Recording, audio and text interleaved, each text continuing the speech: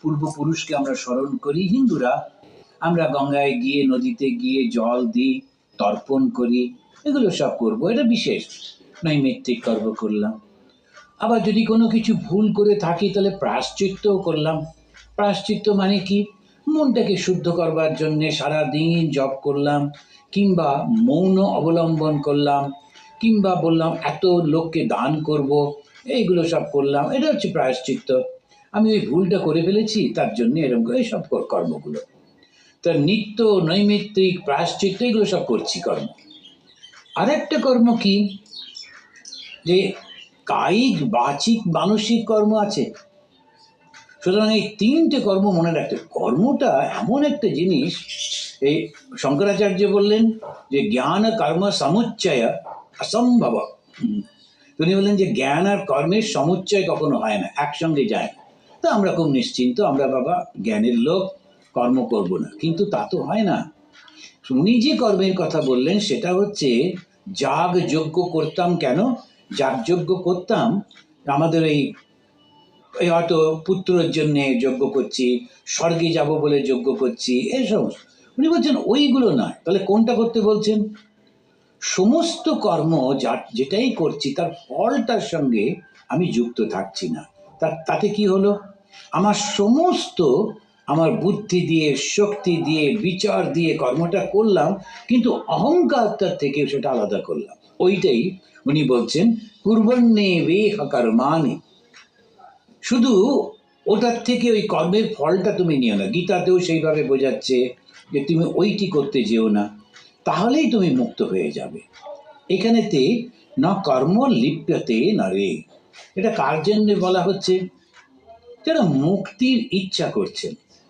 এখন যারা রাজনীতির পথে আছেন, যারা অন্য কিছু করছেন, তারা ক্ষমতা দখল করবার জন্য যত রকমের কর্ম সব ক্ষমতা দখলের জন্যই তো করছেন। এখন তাকে যদি বলা হয় কর্মের ফলটা নিও না, সে বলবে আরে সে কি কথা, আমি ভোটে লড়বো, অথচ যদি না জিতি তাহলে কি হবে? ওর জন্যে কিন্তু এই কথা বলা হচ্ছে না। যারা মুক্তির কথাটা মাথায় রেখেছেন, যাদের মনে হয়েছে যে এই জগৎটা সব কিছু অনিত্য। এই তো আমাদের দাদু দিদাকে দেখতাম কেমন সব করতেন, দোর্দণ্ড প্রতাপ কোথায় চলে গেলেন, তাদের ছবিটাই টাঙানো আছে, মালাগুলো শুকিয়ে গেছে, সুতরাং ওইটা চলে গেল। আবার এখন বাবা টাবারও রয়েছেন, বাবা কাকা, কিছুদিন পরে তাও আস্তে আস্তে সবাই চলে গেল। আমরাও বুড়ো হয়ে গেলাম, সব আমাদের বন্ধু বান্ধব সব বয়স হয়ে গেছে। এরকম করে করে তারপরে দেখা যাচ্ছে ছেলেরা এসে গেছে, নাতিরা এসে গেছে, সব কিছু অনিত্য। আর কতদিনের জন্যে? এই 24-25 থেকে শুরু হলো, খুব টেনে টুনে গিয়ে 60-64 গিয়ে শেষ হয়ে গেল। তো এইটুকুর জন্যে আমরা এত কিছু করব কেন? এই প্রশ্নটা যার মাথায় এসছে তার জন্য এইগুলো। যারা আসেনি খুব আনন্দে থাকুন, একদম চিন্তা করবেন না, নিজের মতো করুন। কিন্তু যার মাথাতে এইগুলো এসেছে যে না আমি যে করছি এটার কারণটা কি, কোথায় যাচ্ছি, আবার জন্মাবো, কোথায় জন্মাবো, বিশ্বাস করুন আর না করুন জন্ম তো হবেই। না না আমি বিশ্বাস করি না অন্য জন্ম আছে বলে, সে বিশ্বাস করুন আর না করুন। আগুনে হাত দিলে হাত পুড়ে যায়, এটা আমি বিশ্বাস করি না, বেশ তো, কোনো বিশ্বাস করতে হবে না, হাত দিয়ে দেখলেই হবে। এখন সেইটাই হচ্ছে কথা। তো আমাদের এই শাস্ত্র গ্রন্থগুলো ওই জন্যে ঋষিরা তারা খুব স্পষ্ট করে এটা বুঝিয়ে দিচ্ছে। একটা হচ্ছে কায়িক, বাচিক, মানসিক, এই 3 ভাবে আমরা কর্ম করি।